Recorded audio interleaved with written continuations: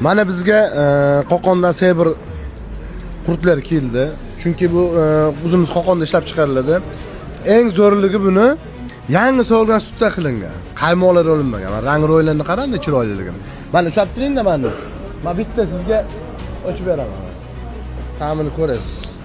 Mana do'stim, bitta ko'ring-da ta'mini. Zo'r, juda ham yaxshi.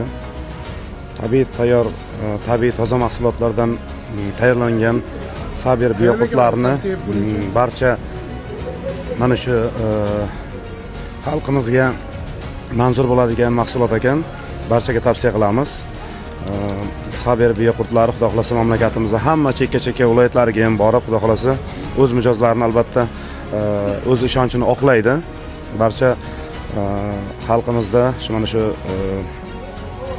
hazm taom mahsuloti bo'lgan qurt mahsulotlarini xudo xolasa Qo'qonda ishlab chiqarilgan Sabir biyoqurtlarini barchaga tavsiya qilamiz. Sog' bo'linglar. Ta'miga, mazasiga gap bo'lishi mumkin emas. Yeb ko'ring, mazza qiling. Ha, sovg'ani oling Abdulla aka.